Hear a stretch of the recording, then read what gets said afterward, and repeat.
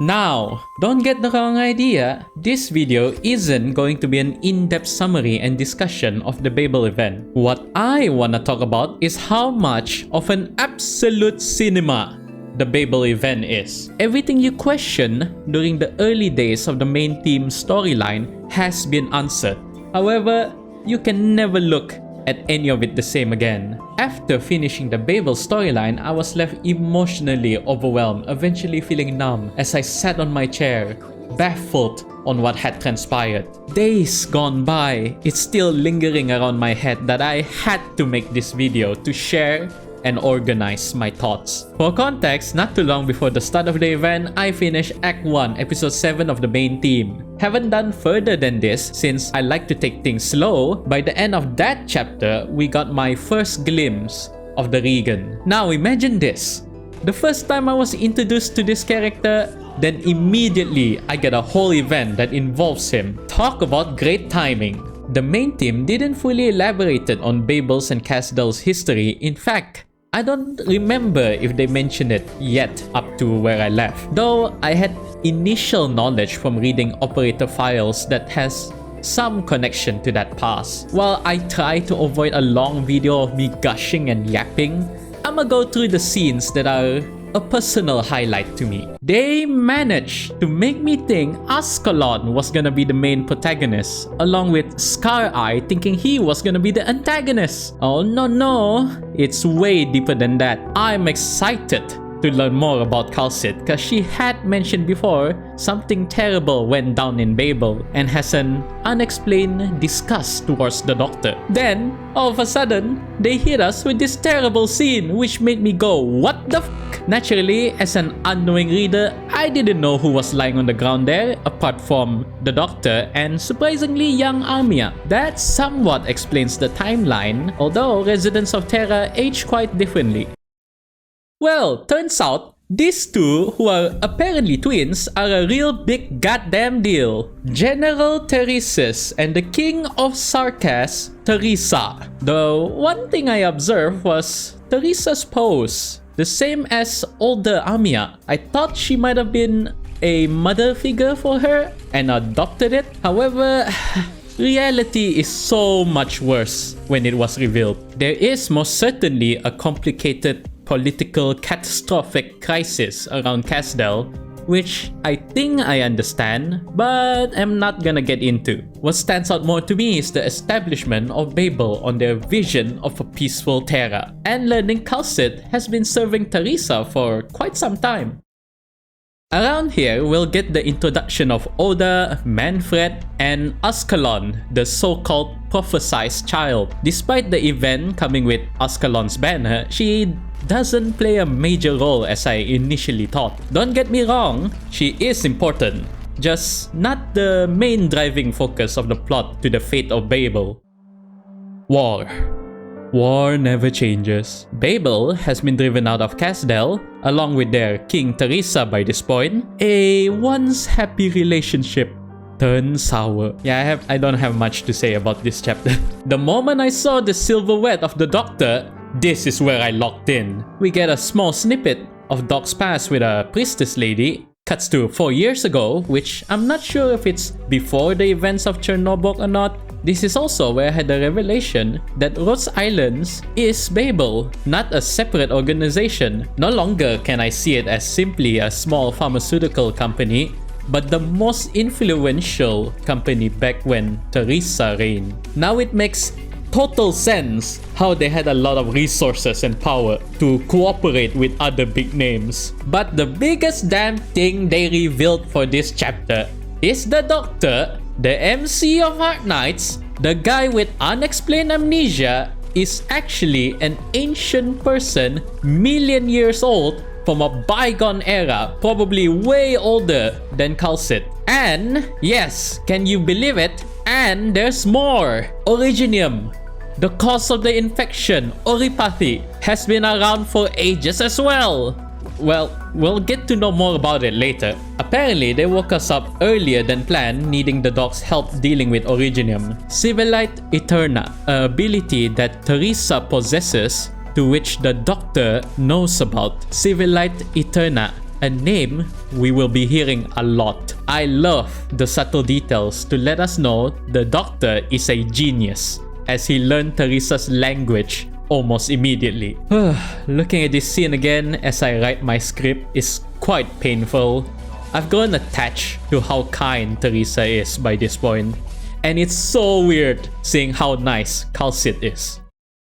The Doctor went traveling to better understand Terra, and oh my goodness, young Amia is incredibly adorable. We get a wholesome chapter of the Doc, Savage, and Amia bonding together, along with Ascalon following somewhere in the shadows. I love the fact that Amia, the current leader of Rhodes Island, was an infected, rescued orphan child, which is very tragic. The Doctor happened to come across. It's great because I never like the chosen type characters, if you know what I mean. So that's another question answered. Amia's origin story and why Amia has a deep fondness towards the Doctor, becoming a parental figure for her due to circumstances. Although right now what we haven't figured out is how she ended up being Rhodes Island leader at such a young age. They were so happy back then. Fucking hell, going back to Amia first meeting Teresa at Babel is tearing me up, man.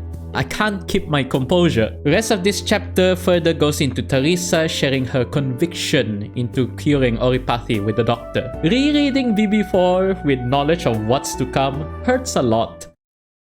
By this time, the Babel Casdel War goes all out. The catastrophe, which is the natural disaster of Terra, rages on. It's pandemonium, they're all gonna die, though I'm not as interested in that compared to us witnessing the pre-amnesia Doctor taking command of the battlefield with ease. If only I had the Tensai battle tactics as pre-amnesia Doctor. I know I said I'm not gonna get into the war too much, however, I must say, this scene goes hard. The moment where the people abandon the king of Sarkas. Huh? You wanna know why? Well, you should have read the story now, shouldn't you? It is rather cool seeing the veteran operators in action. I do wonder what Scout and Aces squad are going to contribute in the future.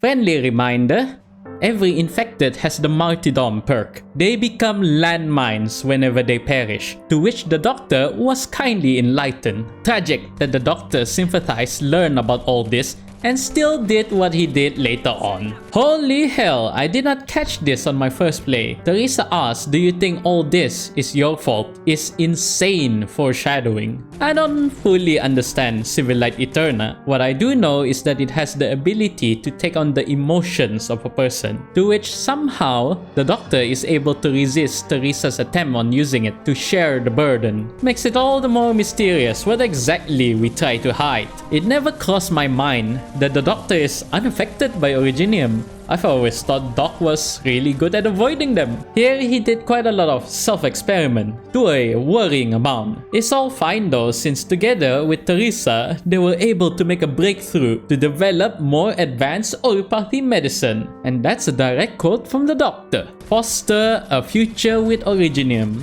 Whatever Doc's original directive was, it better be damn good. Amia used to be so sweet and innocent before. I'm aware I keep mentioning how things seemed hopeful, but that's just the reality of the Babel storyline, showcasing what went down back then, which is the unfortunate downfall leading to the current present time. The Doctor's self-experimentation eventually caught up to him, collapsed needing immediate medical attention. This is the moment Teresa found the Doctor's secret. Using Civilite Eterna unintentionally saw the Doctor's true plan for Originium, which goes completely against the visions of Babel.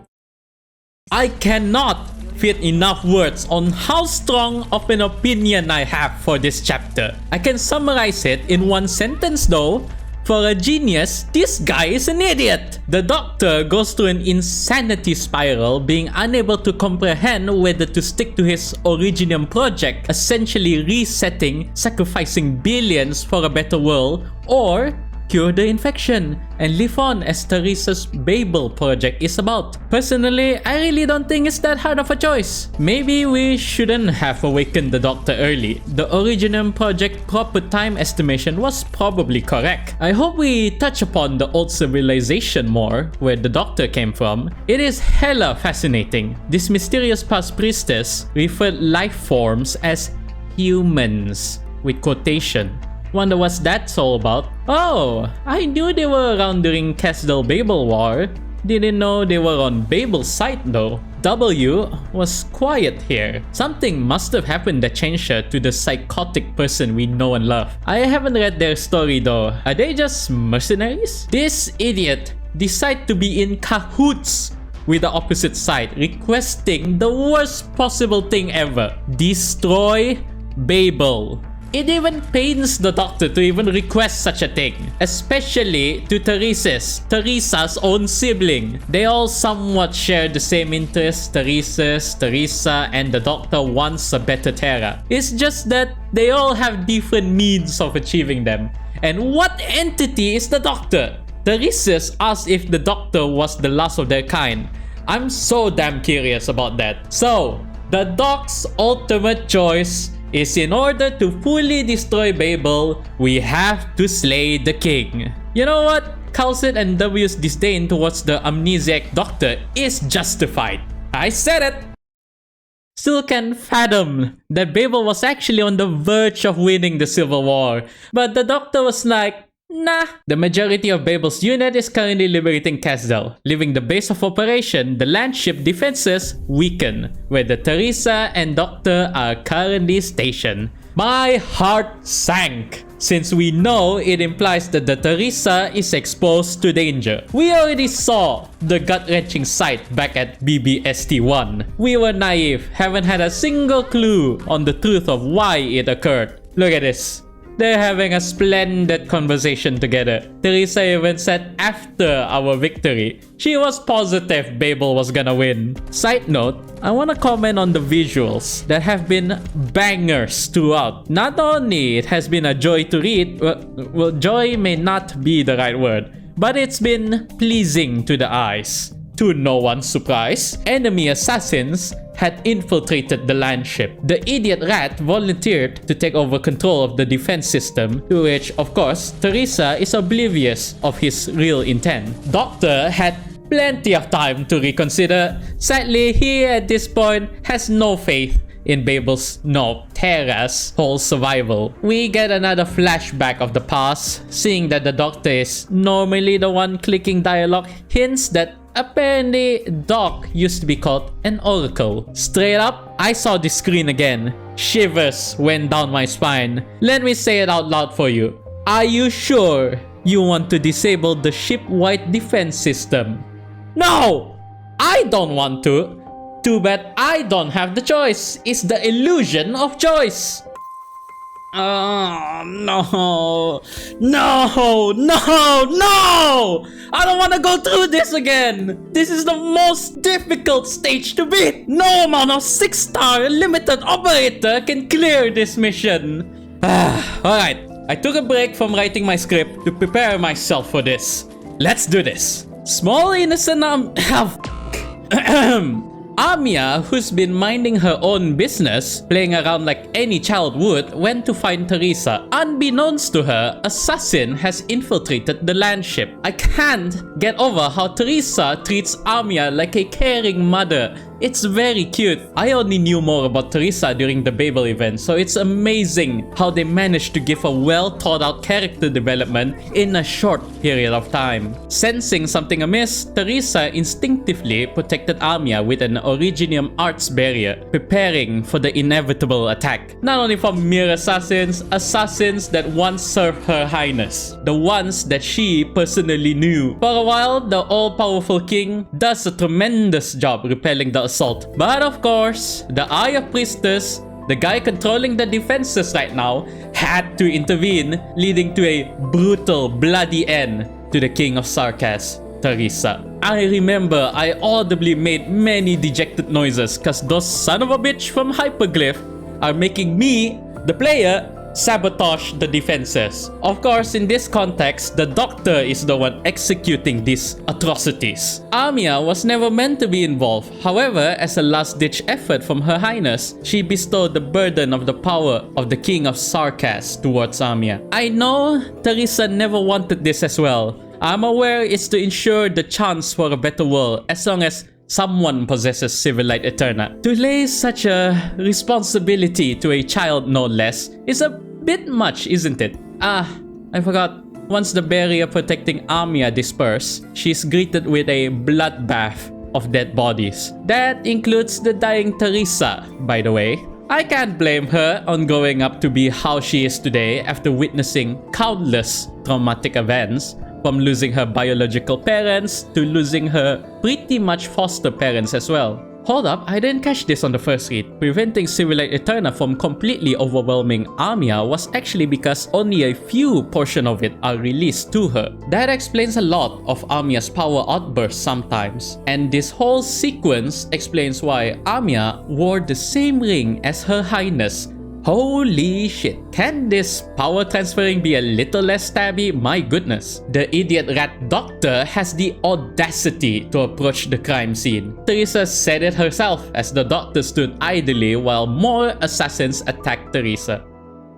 I needed the help from a certain Italian man to beat this stage fast because I wanted to read the next part, so these are not my battle strategy as a disclaimer. Teresa, still hell-bent on protecting Amia more than herself at this point, embraces the child, while the doctor, at least to me, feels like he's mocking Her Highness by trying to justify his actions for the sake of the Great Originium plan. He seriously does not have to be here right now. Teresa is deeply betrayed by this, more so from the fact shutting down the defenses has left the people in danger in the landship. Even after all that, the benevolent king can still find a sliver of goodness in the doctor, that he really doesn't want to do this. Now behold, the biggest catastrophic bomb drop. She outright said it. The creator of Originium, Zombie, that's my in-game name. So the Doctor. It was insinuated before, but didn't know we were the damn curator. You're telling me most of Terra's issue trace all the way back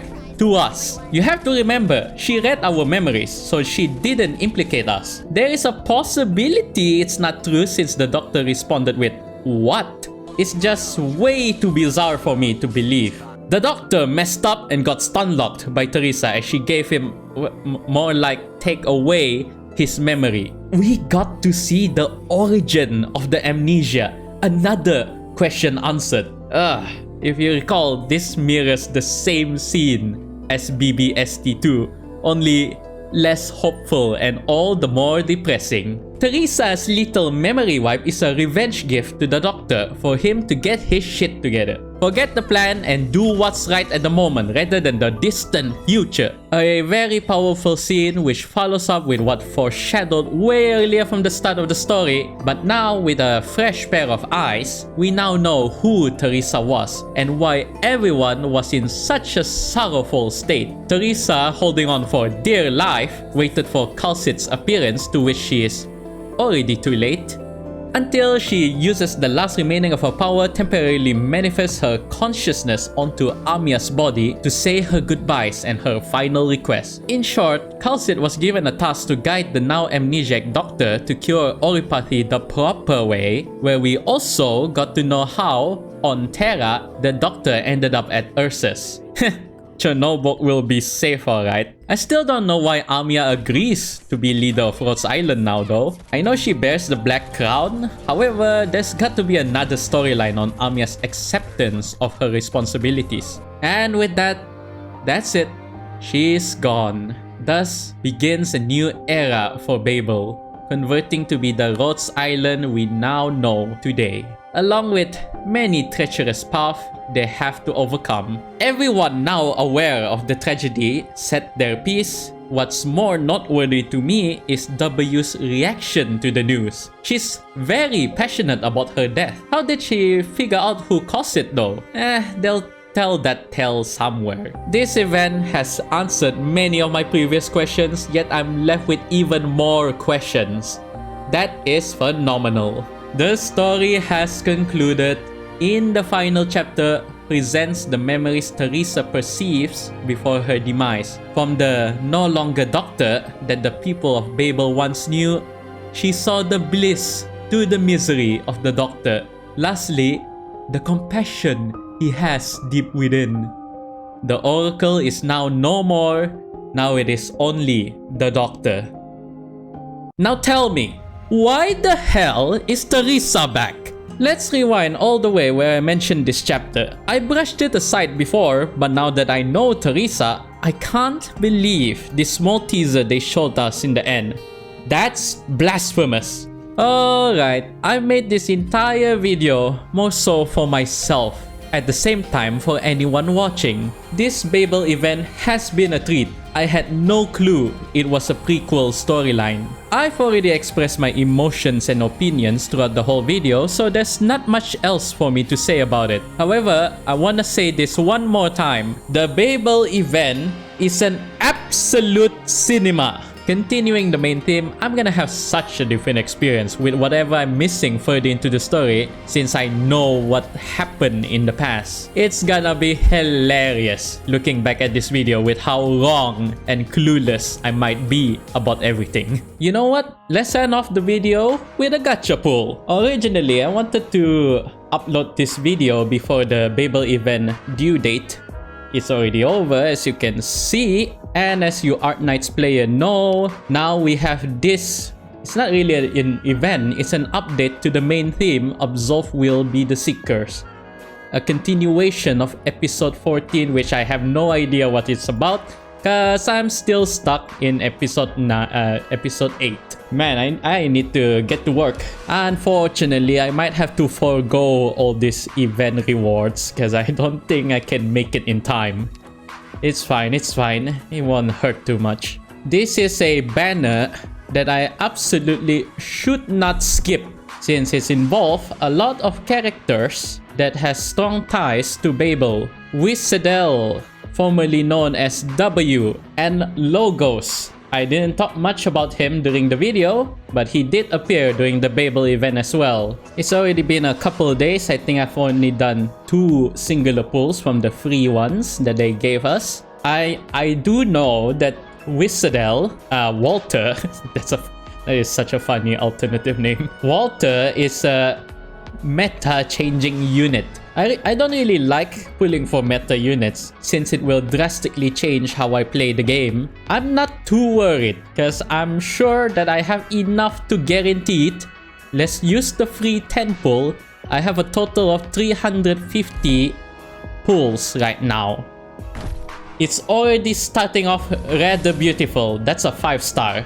Ooh, Fang, the fire sharpened. Oh yes. Okay, the first free 10 pull. Now it's about time we use our actual currency. The second one. I would be very happy that if it's only yellows throughout. That is, I believe, the second pull. What I really wanted was Civilite Eterna, but I guess she's part of the event rewards, the main theme rewards, rather than banners. What the heck? This is the third pull, and it's another yellow. Did they tamper with the drop rates? Alright, haven't had a single common or purple bag. Let's just hope it doesn't take 300 pulls to get Wiš'adel. Ah, there it is. Insta skip. A nice number 50, but a not very nice bag. Oh, oh, oh, oh! It's the rainbow yellow. How lucky are we feeling? If it's Logos, we'll keep going and get Wiš'adel. If it's Wiš'adel, we'll also keep going and get Logos. The 6-star operator is Oh. Logos! From what I remember, you're the first ever Rhodes Island elite operator. A core caster. I like that his outfit has a big ass Rhodes Island spelled right on his chest over there. Okay, that's the first 6-star. That is completely fine. We do want Logos as well. Now let's obtain our Wiš'adel. Come on now. Oh, yellow back to back. It would be nicer if it's a new 5-star operator.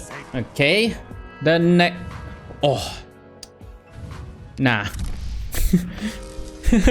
I bet a lot of people. Ooh, pretty. I bet a lot of people doesn't have a whole lot currency to spare unless you've been actually saving up until this point. Oh, Lutonada. Oh, when I saw her for the first time, she looks really cute. Her Elite 2 art is very beautiful. Remaining 200 for a confirm Wiš'adel. Oh, Walter. This is gonna be absolutely game-changing. Which, strangely, I'm gonna avoid using Walter to... I'm gonna... yeah. Or maybe I don't use her at all, because I don't own her. Not looking nice. Not looking nice at all. Just don't make me use my Originite. This next one will be... this next one will be Wiš'adel. You know, all things considered, it's actually not that unlucky. And because she's here, I'm gonna skip that. Another yellow. I don't even care about how powerful Wiš'adel is. I just want Wiš'adel because she's Wiš'adel. I wanna know more about her story, her lore. Winfleet. Looks like I'm down to 220 pulls. I'm still in the safe zone, but it's getting hella annoying. I'm starting to hate looking at regular yellows now. Another one bites the dust. Oh no, now I'm below 100,000. Come on everyone, give me your energy. Close that back up. Regular yellow, regular yellow. We're in the danger zone, people. We're in the danger zone. Oh, nope. We're back. We are so back. We are no longer in the danger zone. And watch as it be logos again. And... oh my. Oh my god. Oh my goodness. Okay. Alright, let's look at the bright side. AKA, let's have some copium. At least the next banner, after this banner is concluded, is gonna be around 2025. Yes, it's another limited banner. Screw it. I'm skipping regular yellows from now. What the heck? Oh, come on! I'm moving fast now. Okay. Okay. Okay. Okay. Alright. Remain calm. Immediately. Immediately. Walter White! Did I just scream Walter White? That was unintentional. I didn't mean to. Oh, I'm pretty sure that's new. What the heck? This normally ends very well for me, but it's not looking so well right now. Is this what I get? I know that I used to... You know what? Hold that thought. I used to not like W that much in the past, but she has grown on me. That's why I have her built now. The regular W. I'm scared. I'm scared. I'm scared. I'm scared.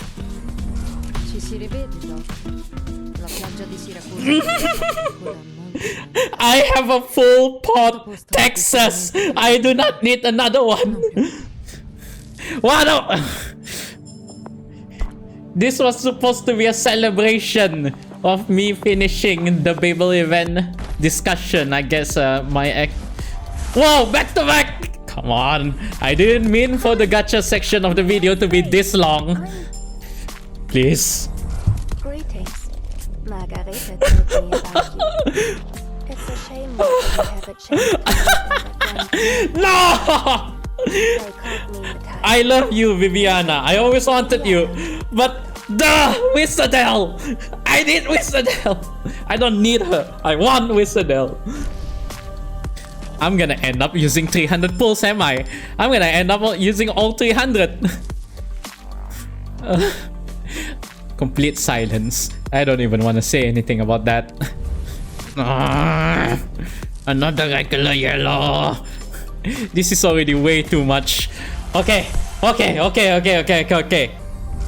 Rhodes Island Elite Operator Logo reporting in. I think this procedure calls Shut your hell up, Logos. I wanna leave early because of you. Oh, I'm sorry, I didn't mean it, Logos. I'm just upset about something else. 30. Remaining 38 to claim. Can't even speak properly anymore. Nah, I know you're trying to be generous, but I don't fall for your bullshit anymore. Rhodes Island Elite Operator Logos reporting in. I think this calls for some formality. What the hell, man? Doctor. What are the rates? I'm gonna look up the rates. It can't be that hard, right? They're the same rate. They're the same rate. What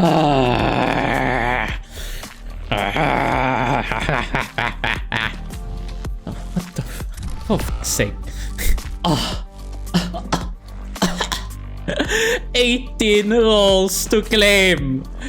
How did this happen?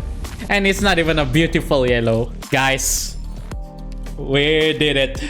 We finally got Wiš'adel. We finally got W. Hold on, I don't want to use 10 pulls. I'm gonna roll it one by one. I'm at a stage where I should be absolutely saving for every single pull for the next banner that I want to get. This is ridiculously stupid. I went through every single pull. Welcome to the team, Wiš'adel. I signed my name here, right? Oh my god. You know what? I guess for how powerful you are, that is the correct amount of pulls for someone so game-changing, meta-changing for quite a while. Oh, can't believe it. I can't believe it. I can't believe that just happened. Quick overview on our acquisition. Let me reverse it. Okay, from the right side. It's not even that many new units. It's only... I only got like 8 new units. And only 3 new 6-star. Jeez Louise, man. Used to be my executor was my worst ever gacha attempt that I've ever tried to do. But you take the cake. You absolutely take the cake. That was the worst that I've ever done. Although they did... at the very least, they honor my request and I didn't use a single Originite Prime. Only pretty much the entirety of my Arandam was used. But hey, I get to spark a unit. I get to spark someone. Now, who do I want? Of course, I'm gonna get the ones that I don't own at the moment. But who do I want? And I know Nerl is a old unit, but I still quite enjoy her and quite like her. So I'm gonna choose Nerl the Radiant Knight. Oh, yeah, she's still an absolutely beautiful unit. Yeah, I don't feel bad about that. I like Null. I'm so sorry. I didn't mean to take any more of your time. Anywho, like and subscribe. Comment as well on your thoughts. The first part of the video was purely a passion project. And let us all forget about the second part. Thank you so much for watching all the way. I'm gonna disappear now. Goodbye.